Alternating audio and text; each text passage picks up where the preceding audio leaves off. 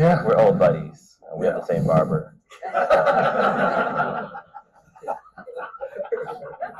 Cool. He's got more going on than the two of us. But no, it's good to be here. Good to see old friends out in the audience. This is an important conversation because I know we both see a lot of companies that are convinced that right now is the right time and this is the right idea, and that by if you could say at the end of the year we're going to raise $500,000, we often hear at the end of the year we're going to make $3 million with no product yet. So, we don't like to crush dreams. In fact, as investors and as founders, we really want to support our founders wherever they are and help them move forward. And so a lot of times that conversation involves saying not yet, some cases not at all, but usually not yet. I take a lot of personal care to help founders figure out how to identify the right milestones to validate that we deserve to exist and that we're solving the right problem. So, that's my approach. But Doron, I want to hear how you think about. No, I mean, it's pretty much the same. Yeah. Every founder that come to us, I said the same thing. You bootstrap it as long as you can, as far as you can before you ask for money. Yeah. We are in the middle of the biggest change in technology since I remember, right? Yeah. Right now with AI. So which even make it even worse. That's right. That many founders will have to realize that if they start the company, they will have to hold it much longer than they haven't they had. The corporate ventures, the IPO market, which is kind of pretty much dead. A lot of VC close the doors, say, we'll ride the year and see what happens. So if you don't need money, don't raise it. The longer you grind it, the more equity you can have at the end of the day to really, if the company really worth it, to go raise money. So it's not yet. We have a watch list, we call it. We put company watch list. Today I talked to 3 company on the watch list that we saw him 2 years ago. Yeah. And here we are 2 years later, and they still not quite raised the money. So, but I don't think it's a cut kind of answer. No, not at all. Every company is different, but as much as we want to invest, it's a chicken and the egg, right? I wake up in the morning and before I drink my coffee, there's 20 pitches in my box. So it's like, I looked at it today just for this conversation. Yeah. I'm watching an average of 36 pitches a week. That's not that bad. Right. Well, it sounds like breakfast. Right. But that's between doing everything else. So it used to be pre-COVID. Used to be like the ratio was like 300 to 1, something like that. I was on the other side at that point. Okay, I got it. But today it's more like 600 to 1. So we have to see a lot more company to select the one we want. Every founder come and that's the only thing they have is their dream, and they think it's the greatest thing since sliced bread. And we see, by the end of the week, you don't remember who the first one you see, but grind it as long as you can. Yeah. So I know a lot of Steves. There are a lot of founders named Steve, and they do start to kind of get mixed up. But I think it's interesting. I think as founders, Doron, to your point, we think that my idea is the best thing since sliced bread or toasted bread at that. In some cases, it really is. But I think the other thing to consider is that capital is finite. Ideas are not. Plenty of ideas. Passion is not finite. Love is not finite. But capital is. And you're competing against a bunch of other companies just for the attention to get to a meeting. And we talk about where AI sits in this now. There's a point we still evaluate a ton of inbound leads, and we're looking at decks. We're meeting folks in events like this. There's a lot of touch points to happen, but now you got AI. Like we've had filters before, but now you got AI that's evaluate. We're not using AI to evaluate decks, but a lot of people are, and so you're competing with the bots just to get to a human to have a conversation, and so it is really competitive out here. And you're not just competing with like your direct competitors. You could be a life sciences company. You're competing with, a dog food company. Mind you, completely different markets, different people, but you're trying to get to the same pot of capital that is, again, finite. And so the question is, how do you stand out? Like not just beat the bots, but once you get to the meeting, how do you actually advance the conversation? So I'm a former football player. I was not very good.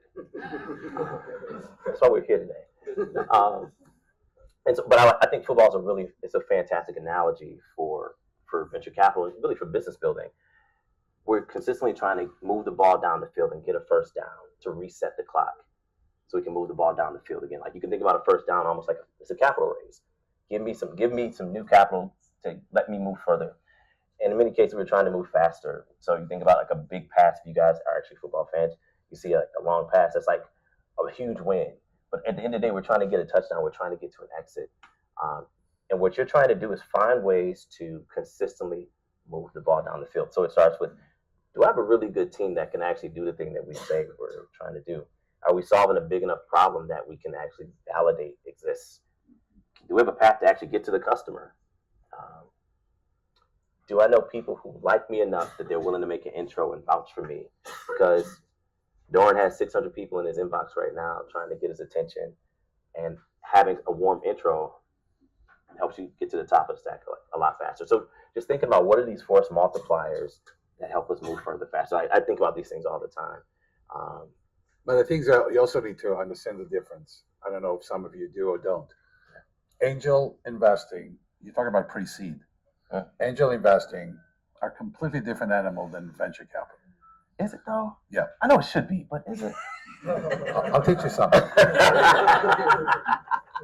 Fundamentally, angels invest their own money. There you go. Yeah.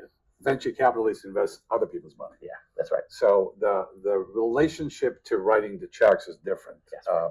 Most angels, at least in our group, are business operators. They ran business for 30 years. Yeah. They understand the moving parts. They look at business differently than numbers and valuations and whatever models they're looking at. So they take their time differently than venture capital. One of the pathway to success in any fundraising, learn the investors you're talking to. So don't do a cold call to the investor, then ask the investor, which has happened a lot of times. At the end of the week, it's really annoying that they ask, can you tell us about your firm?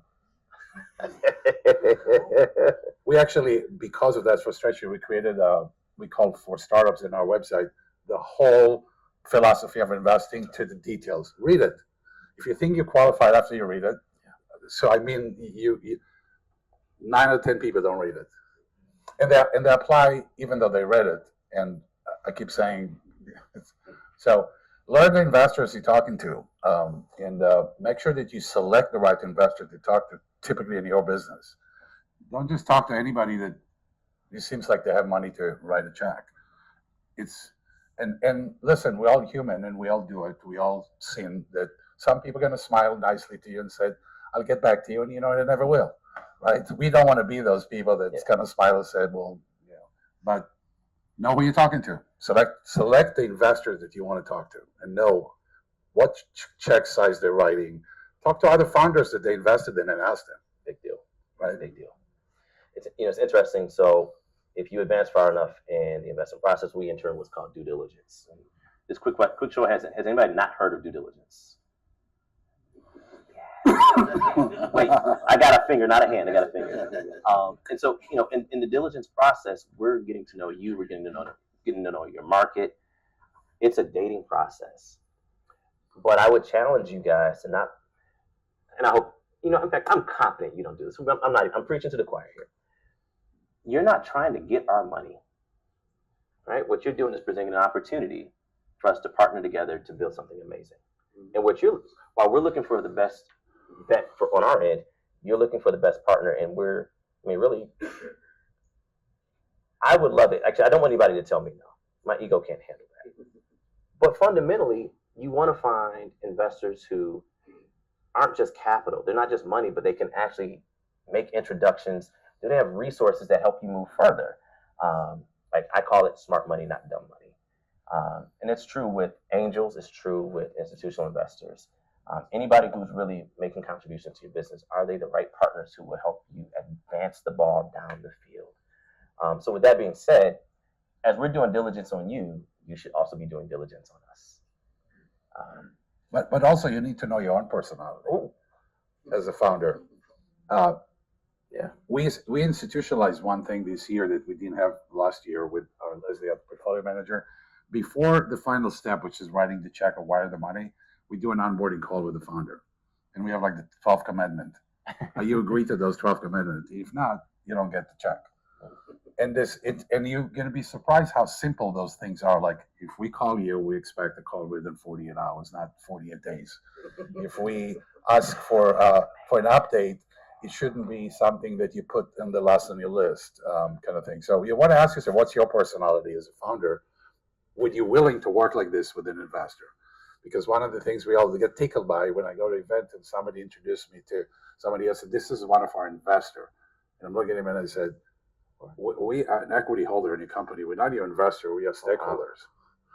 So founders, I'm looking at you like, yeah, it's like it's almost like an alien entity. No, we're not. When we call you, we not call to know you. We call because we want to help you. We want to help you. Angels, by the way, it's the we also in the midst of the greatest transfer of wealth of all time, right? So those baby born retired, they're not willing to not do anything. So they want to put their hands in something to help, to work. And the founders, sometimes you feel like, so ask yourself what type of investor you're looking to work with and what are you willing to do? Yeah. That's actually, so I think there's a lot, it's all true right there. I think you kind of introduced earlier the idea of angels versus funds and institutions. It's important to understand the type of capital that's out there. And Doron mentioned earlier how bootstrap as long as you can. The moment you start giving up pieces of your company, and for what it's worth, I think it's important to recognize as you're building a company, it's as much as you're steering the ship, it's not all the way your ship. Like you serve your customers, you serve your team, you're serving a lot of people. So the idea that I'm doing this so I can just be free, you have a whole lot more masters than you know.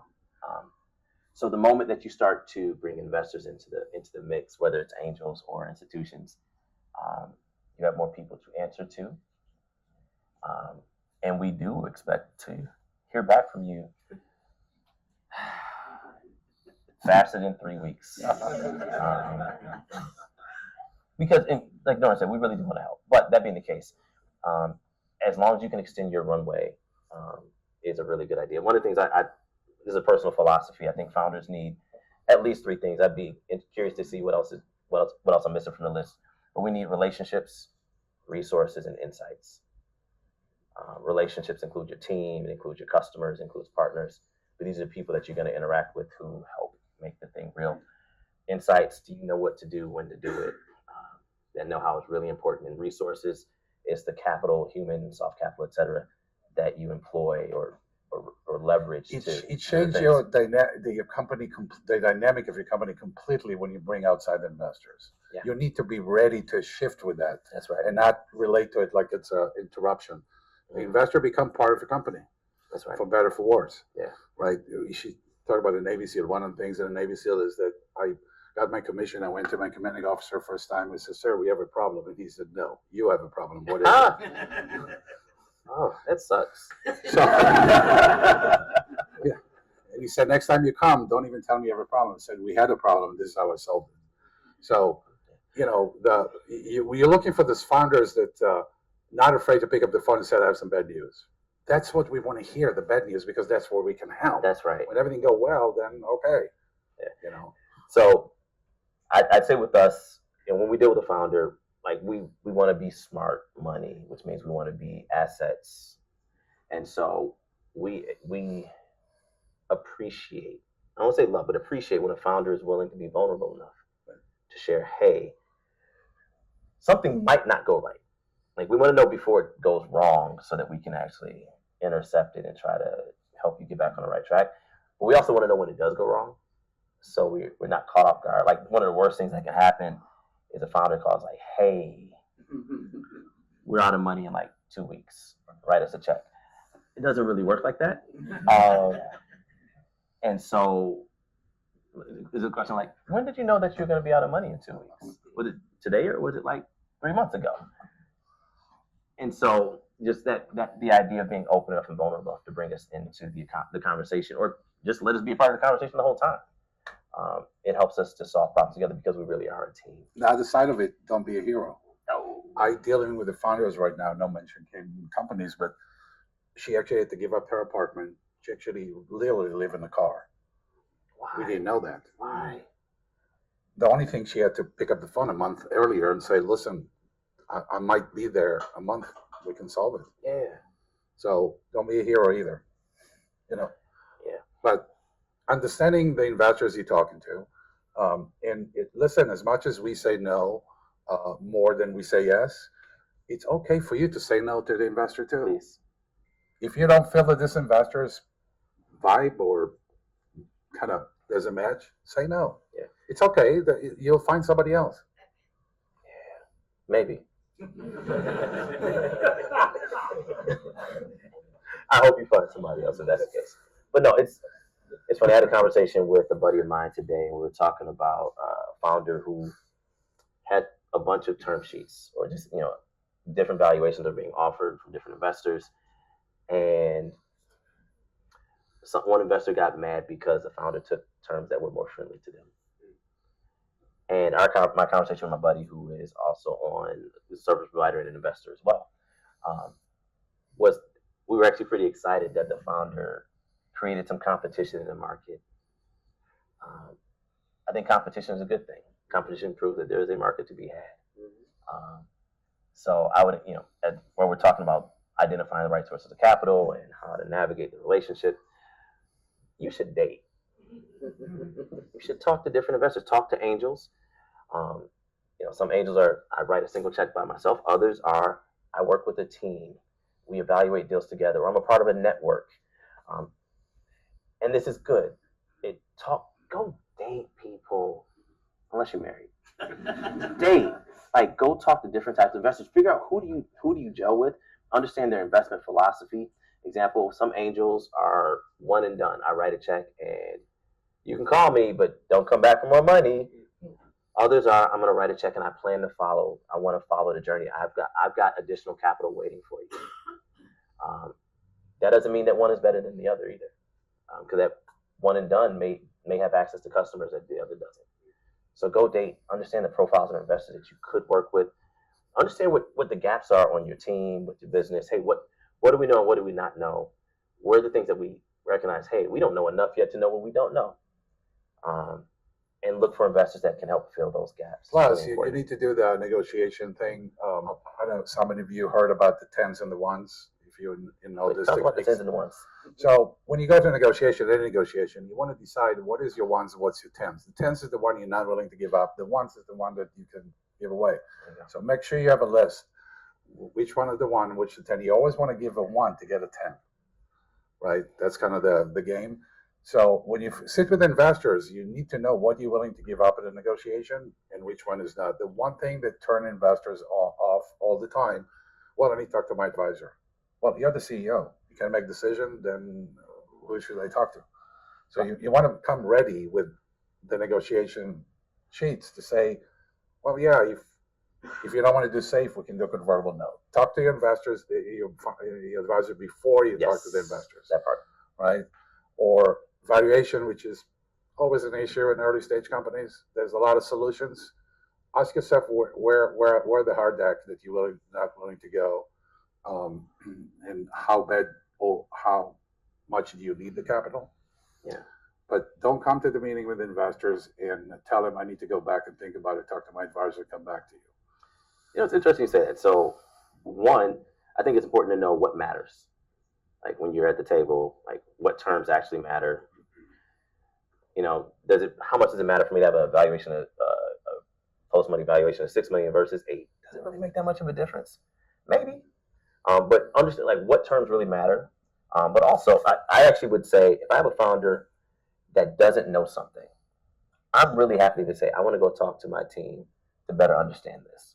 I want them to come back informed. I want to know that they're willing to leverage their trusted resources to come back to me. Because similarly, I don't want somebody who's going to be a hero and make bad decisions because they weren't willing to do that. No, I agree with you 100% on this one, but I'm saying there's a difference between somebody saying I want to talk to my team or my advisor to process the information, sure, to make a decision, versus you can tell that the person sitting in front of you have a hard time making a decision. Don't That's a different thing. I ask not every, but many founders in the last year or so, what's the difference between SAFE and convertible note?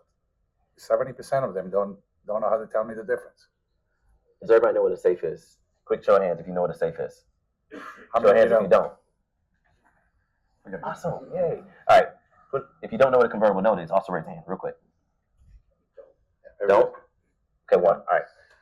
You want to do this real quick? So there's three ways to invest in a company, right? You can do an equity investment, which is you buy equity straight up. Yep. You can do a convertible debt, which is you lend the money to the company for a year or two or three, whatever, with an interest, with the intention to convert it in the later time on a preset valuation at a discount. SAFE is a simple agreement for future equity created by Y Combinator, which is simplify the process a little bit. The only core difference is SAFE is not a debt instrument and convertible note is. That's right. So depending where the investor come from, it could be an issue. But so everybody clear about that? And you can read about it in many ways. But I find so many founders and they say we're raising on a SAFE. I said, why SAFE? Well, I don't know. My advisor told me to. Learn the differences. Yeah. And it's part of why this is important is that depending on where you are, so example, Michigan investors, there's a healthy portion of Michigan investors who don't like to do SAFEs. If you're not in Michigan, SAFEs are pretty common. In fact, if you go, kind of look at the research from Carta, PitchBook, SAFEs are about 80% of pre-seed and seed deals right now. So if you're raising money in Michigan, you need to be prepared to be flexible or recognize, hey, this is what we're going to do. I'm comfortable saying I'm not going to raise on a no because for whatever reason. There are a handful of reasons to not do it, a handful that you would. But just recognize where you're raising and what the rules of play are. It's part of the 1 in 10s. I mean, is this something that you should insist on? Is this something you want to be flexible with? I mean, one smart founder that we closing an investment with, she looked at me and she said, fine, I'll give up the SAFE. Will you take the whole round?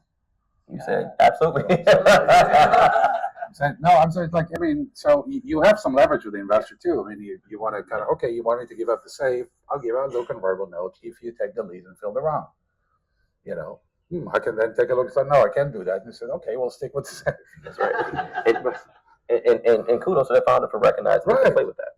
So we've got about 7-8 minutes before Beep kicks us off stage. Questions. Yeah. I can't see your name. But I see your hand though. Kevin. Hey, Kevin. Hi. Thanks for coming. Thanks for talking, Jeff. Jeff, I want you to both of you, but Jeff, stepping back to your founder days, and you mentioned due diligence. What would be like the top 3 or top 5 items that you want to investigate when you're doing your due diligence on investors? All right, one. All right, so number 1, are they a jerk? I'm not even being funny. There is a no jerk policy. If you don't like this person as a human being, no. And so I'm going to talk to other founders and say, what's their temperament? Like, are they like for real helpful? Are they mean? Like, not stern, not direct. No, are they a jerk? And if they're a jerk, hands off. 2, do they actually play in my space? Do they understand my space? Again, there's a lot of money. There's not a lot. There's money out there. There's money out here. I'm not gonna say it's a lot of money, but there's money out here. Is this an investor who actually understands my industry that can provide insights and relationships that help us? 3, are they gonna make my life hard? Which is different than being a jerk. Meaning, they're calling me, making requests all the time, and that's again, there are reasonable requests to be made. Hey, if you take an investment from a Michigan fund and they ask you for a survey twice a year, do the survey. It's fine, right? Not that big a deal. But if it's, hey, every 2 weeks, I need an update on this, and you're treating me like you're managing me, and it's impairing my ability to actually grow my company, that may not be something I want to do. What else? Do they follow one? If I'm working with a fund in particular, I'm not excited about taking an investment from a fund that's not willing to support me throughout the journey. I want to know that they're willing to reserve capital. Doesn't mean that they're going to, but that they will follow on to support their companies moving forward. And then 5, can they bring more money to the table? Which is not, and there are other things to consider. But again, talking to an investor, like, can they bring people to the table that can help us? And then certainly, I think looking at Michigan folks, like, I want to know that you have a network that's not just here. Like, I'm really happy to have investors from Michigan, but I think it's a global economy, and I want to know that you can bring other folks in that can help us broaden the pie. So, Thank you.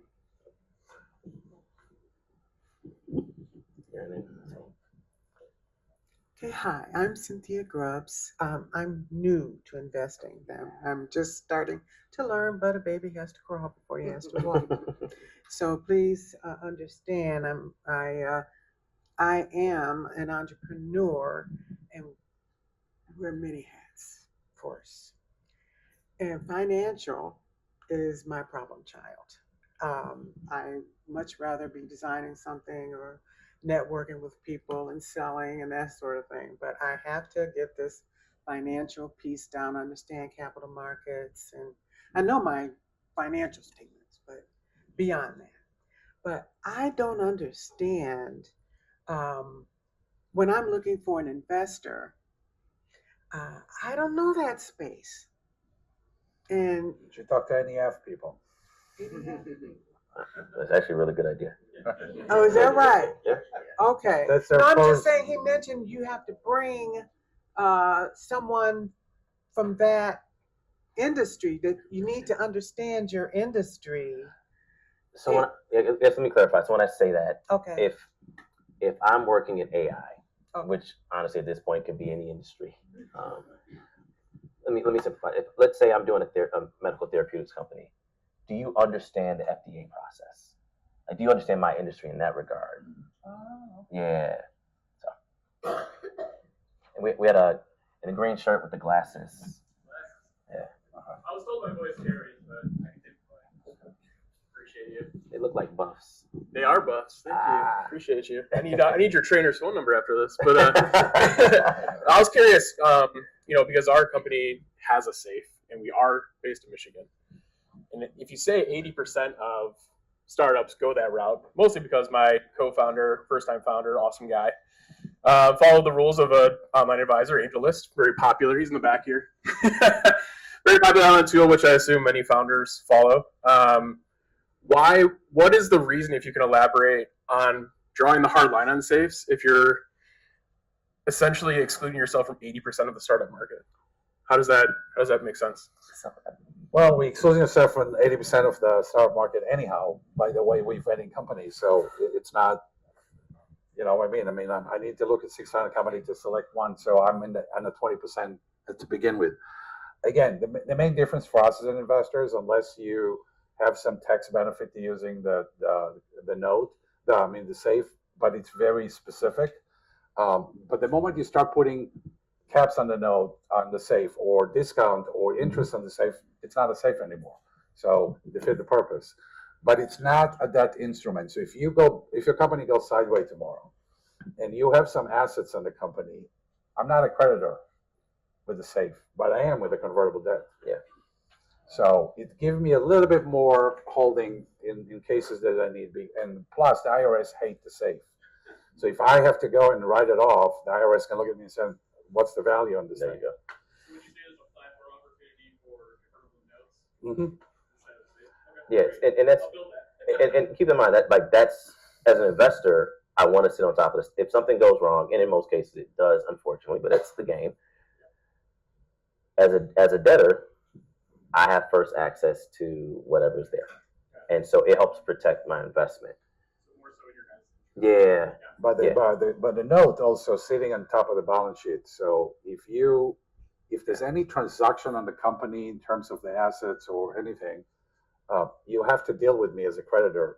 As a safe holder, I'm just get pushed on the side, and that's it. and so as a founder, you would obviously prefer not to have debt on the book, I guess. So there's a dance there, which is, it is what it is. goes back to knowing who you're talking to. Bingo. Yeah. Hey, Can perfect. we have one more? No. No. It's a hard no. No. That was But wrong. what I It's not now. It's a hard It's no. no.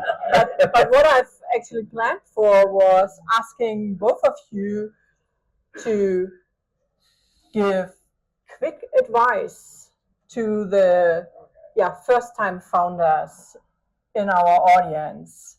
What works to get your attention?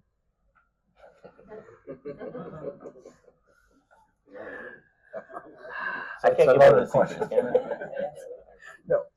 It's 600 pitches with that specific item on the list. It's not the pitch. I don't know. I mean, we had at our event last month in our office, and there was 4 companies, 1 female founder. She just went in front, and we playing a game in the back, a team. We kind of say who's going to get funded and who's not. We kind of making a bet. And I said she's the first one that's going to get attention of the investor. I look at me. She went there. She just talked for 3 minutes, and 3 investors come back and say, "I want to." It's like you're doing it for so long. I don't know if you remember. Steve Case was here in Ann Arbor doing the Rise of the Rest, whatever it is. And remember the lady that cosmetic company that pitched first? You know, the rest of them were tech companies. She was the only non-tech company. And I wrote down, she's going to get the money. And everybody's like, what? He's a tech guy. And she got the money. There's something about founders sometimes that you just can't ignore. Even it's like, hi, my name is, it's already there. Yeah. If you want. And the investor can, you see the first pitch, you already know if you're going to invest or not. He's right, but it's not fair. I can't tell you how to, I can't teach that. It's just like, Yes. right. But I'll say this. I mean, connected to that, there's something about having conviction. And not conviction that is infallible and immovable. Like, do you believe in what you're doing? That's a really big deal. Now, there are other levels to that. But a founder with conviction who is solving a problem that deserves to be solved in a market that's big enough that we can all make money together with a team that can actually execute is a really good starting point. So, mind you, conviction is hard to see in a pitch deck. So I don't think the pitch deck is necessarily the thing that gets our attention. But if I meet you here and I'm like, I believe him, or I believe her, that's a really helpful starting place, which kind of gets to what Doron is talking Remember about. the last thing, passion is the fuel, not the engine. That's right. Mm-hmm. You have to have an engine to put the passion in, That's otherwise right. you're going nowhere. You were in my conversation yesterday. I come to you at night. So with that said, the fireside chat unfortunately is over. So thank you. You made it. Thank you, Doron. We Okay. really appreciate that you two could make it tonight, and I hope you have time to stay, because I'm pretty sure that there are a lot of people here in the room who are just waiting for this program to be over. Okay. We'll let you go on with it.